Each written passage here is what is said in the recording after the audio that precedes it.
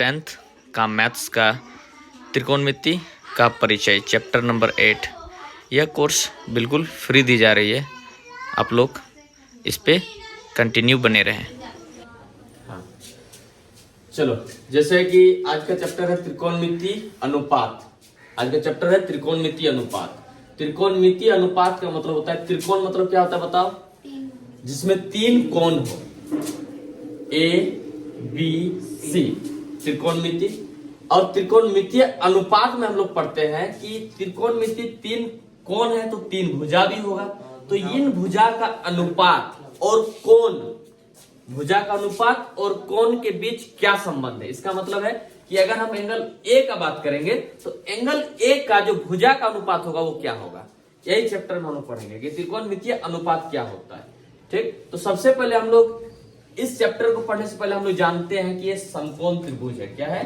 समकोण त्रिभुज। ये समकोण त्रिभुज क्या होता है? तो समकोण त्रिभुज में हम दिए हुए हैं कि त्रिभुज ए बी सी एक समकोण त्रिभुज है। ए बी सी एक समकोण त्रिभुज है। ठीक है, अब समकोण त्रिभुज क्या होता है? जिसका एक कोण 90 डिग्री होता है। तो एक कोण 90 डिग्री हम लोग एंगल बी को 90 डिग्री माने है कि नहीं? एंगल बी 90 डिग्री है हमारा। अब हम लोग देख रहे हैं न्यून कोण जो है, न्यून कोण किसको कहते हैं? तो बाकी जो दो कोण बचा हुआ है जैसे ए और सी, तो ये होता है न्यून कोण। न्यून कोण किसको कहते हैं? जिसका मान 90 डिग्री से छोटा होता है। तो ये हमेशा 90 डिग्री से छोटा होगा। अगर ये 60 डिग्री होगा तो ये 30 होगा। ठीक है, तो 90 से छोटा ही होगा। क्यों? क्योंकि अगर ये 90 है तो ये दोनों जोड़ के 90 ना होगा, तो 90 से हमेशा छोटा ही होना चाहिए, तभी होगा। ठीक है, तो आखिर तीनों कोणों का योग भी करेंगे तो देखो 180 डिग्री होना चाहिए कि नहीं? चलो आगे हम लोग देखेंगे। अब हम लोग समकोण त्रिभुज में अगर बात करते हैं तो तीन भुजा होता है, ए बी, बी सी, ए सी। तो ए बी को क्या कहेंगे? तो सबसे पहले कर्ण किसको कहते हैं वो देखते हैं। तो कर्ण हम लोग ए सी को कहते हैं, जो सबसे बड़ी भुजा होती है, जो सबसे बड़ी भुजा होती है। और समकोण यानी 90 डिग्री के सम्मुख भुजा भी होती है। क्लियर? यानी इससे हमको पता चलता है 90 डिग्री सबसे बड़ा एंगल है, तो बड़ा कोण के सम्मुख भुजा सबसे बड़ा होगा। क्लियर?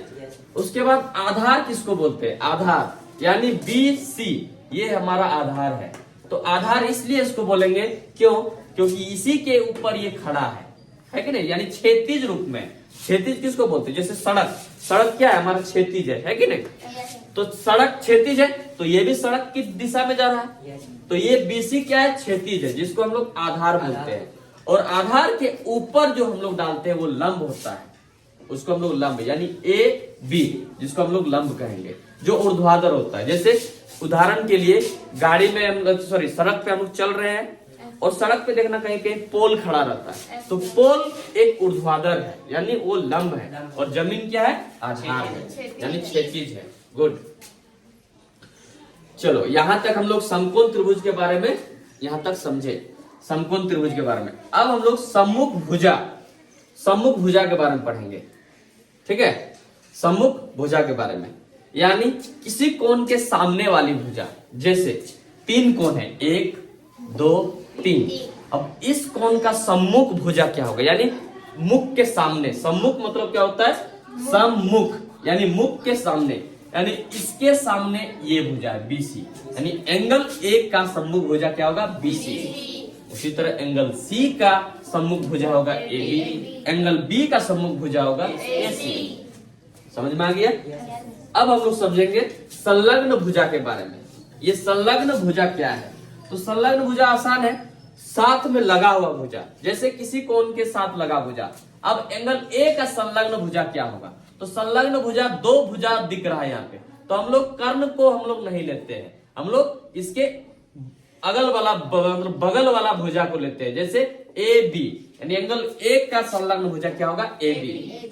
उसी तरह एंगल बी का संलग्न भुजा हो जाएगा एंगल बी का, नहीं सॉरी, एंगल सी का संलग्न भुजा हो जाएगा बी सी।